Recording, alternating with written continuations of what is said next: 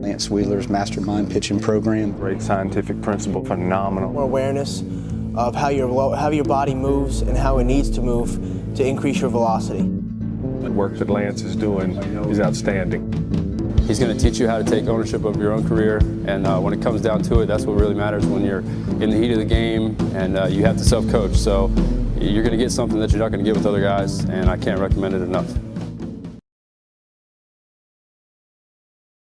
All right, guys, super excited today to be without question, one of the top mental guys in the game, if not the pioneer of the mental game, Ken Ravizza, who authored Heads Up Baseball, and now he's got the newest version with Heads Up Baseball 2.0. But welcome, man. To sit here with you, it's exciting. It's awesome. Great to be here with you, man. All right. This is a special treat for me because I've been a big fan of his, and so I walk into the facility and get the chance to interview him. You know, I can't say no to that. So glad to have you, man. Well, I'm awesome. glad you're going to be here to ask me questions. You represent the coaches of America right now. Well, let's see what we got. I don't know. When we think about the mental game, what's the first, if somebody was, because you often hear about the mental game, but what does a mental game mean to you? Great question. I think the mental game has two components to it in the game of baseball. One component of the mental game is the strategy part of the puzzle. What do I do? What's the plan for this situation? For the pitcher, what pitch do I make in this situation? For the hitter, what's going to be my approach at the plate? That's one side of the mental game. The other side of the mental game is self-regulation. I've got to be in control of myself before I control my performance. And I think in the area of sports psychology, that's really where our emphasis is more on making sure the athlete is in control of him or herself when they step in that box, when they toe that rubber. Because some of the strategy stuff, a lot of that is between the player and the coach. Sure. And that isn't necessarily the sports psych person's expertise. So I want to bring the player to that opportunity so that they're fully functioning, their head is clear, and they're able to do what they do in the pressure situation that they do in their practice and training. Good one. If you were to give somebody 3 tips, a player at any level, 3 tips on how to be better at that, what would they be? First thing would be long haul, know why you play the game and what your passion is for the game. Because when you know why you're playing the game and what you love about the game, it's going to help you sustain your motivation over the duration of the period you're playing. So why you play the game is a critical first question for me. Second would be that you've got to learn how to regulate yourself and be in control of yourself before you try controlling your performance. The third thing would be the use of routines. The at-bat begins before it begins. What's your routine? What's your funneling in process that gets you so that you may not have consistency of results, but you have consistency of your approach and that routine you go through before your performance. So while you play the game, regulating yourself and having good routines. When you see the good players from the great mental, the guys with a really good mental game, what's the difference between the guys that are able to perform at a higher level versus the ones that can't? A lot of it's ability. If we had both guys on the same level. If the ability level. balances out, it's the guys that know themselves, know what it's like to perform with their A game, their B game, and their C game. And when they have their C game or their B game, they're not panicking and wish they had their A game, but they're getting it done with what they got, and they know how to do that.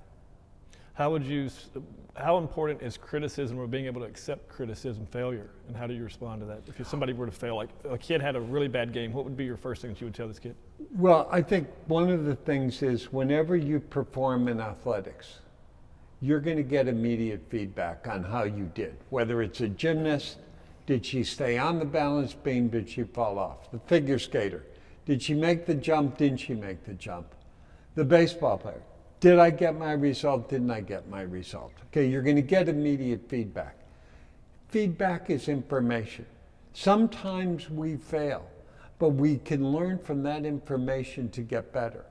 The key becomes how I use what just happened to me and how I use that information to get better for the next time I approach it.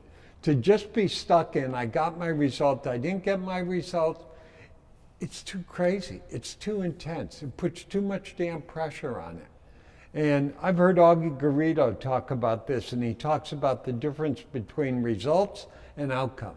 Outcome is a closed deal. We won, we lost, successful, unsuccessful. Results are information. How do I use that information to get better?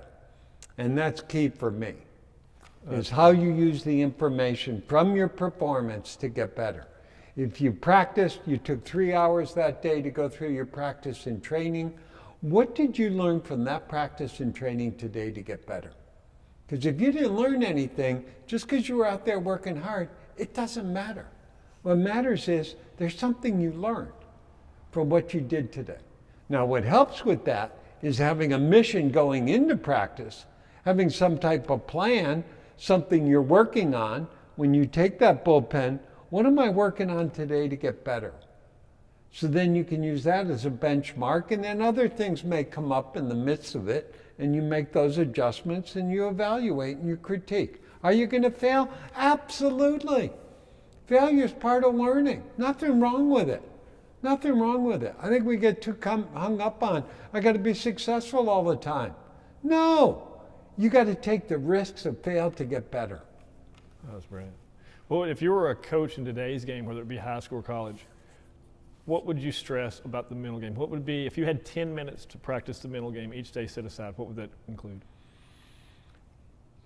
The major thing I would stress is for the athlete to be able to think clearly and use the information from his performance to get better,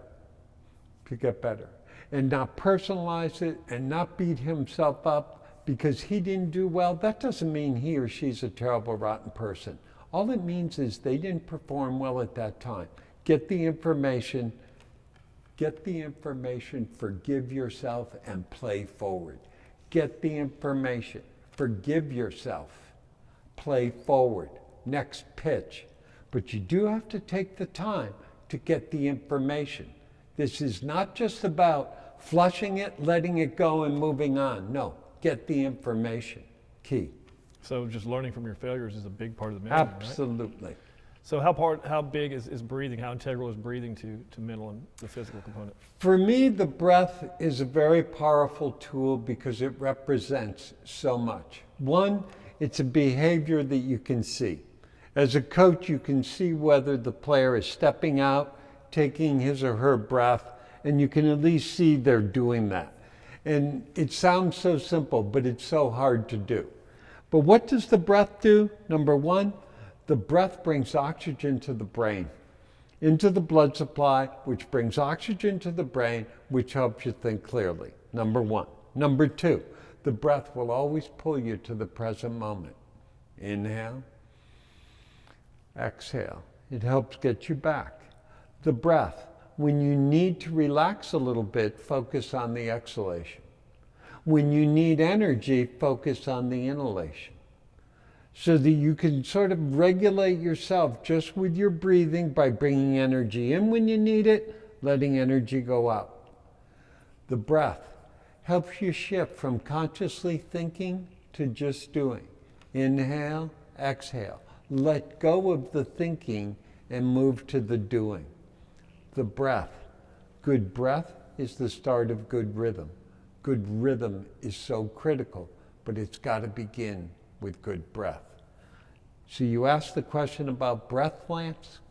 In my 9 Olympic Games that I've been involved with, 6 Summer Olympics, 3 Winter Olympics, the major feedback I've gotten from athletes when we debrief their experience and I ask them, what did you get out of our work together? The overwhelming reaction from athletes that I've worked with has been, Ken, the breathing helped so much. Because when the pressure was on, I had something to go to that could pull me into the moment and gave me a very basic, fundamental skill that I could use in that intense situation. Now how often should someone practice breathing? Should it be part of the daily process? Ideally, if you could spend 5 minutes just sitting, and especially in this day and age where it's very hard for people to just sit without having their phones and all the other things, but to just sit and watch your breath for maybe just 5 minutes to just relax and quiet down. You may not even get to the breath watching part, but just sit by yourself for maybe 5 minutes and just calm yourself down. And if you can start doing that on a regular basis, fantastic, fantastic. Does it have to be every day? No. I think for me, what I've always told people, don't make this a should. Do it because you want to do it. And build on the little bit that you do, and stop beating yourself up for what you didn't do. But do what you're doing and validate yourself for doing that. What would you tell a parent of a kid or something that's dealing with a coach that's maybe really tough, or they're having some issues as far as they're being told to change this or change that? How do you deal with a situation like that, to where maybe you practice this, but then when you go in, the coach is totally against it? Your question is, how do you deal with a coach who's trying to make changes? Yeah. If it's something that you don't, he doesn't believe in the breath, or he doesn't believe everything's physical, nothing's mental, he doesn't ever give you a chance to work the mental. What would be your? Then what you would have to do is, that's something you're going to have to do on your own, and you're going to have to be developing your system to make it work for you, because no one has to know what you're doing. I mean, but you know that, hey, I'm in control of myself. And I can do that without the coach even knowing. Now, if the coach can support you, that's fantastic, because it needs reinforcement. It's the thing I find when I work with teams. My goal is to coach the coaches so that the coaches can be reinforcing this. Now, if the coach isn't going to be into it, then you realize that and you work as best you can in that situation, because I'm sure if you're with that coach, he or she has some other skills that are pretty good, or you're an idiot to be with that coach. So basically, at the end of the day, the mental game's a choice. It's up to you, right? Yeah, you get to choose. Now, how important is a journal to success or developing the mental game?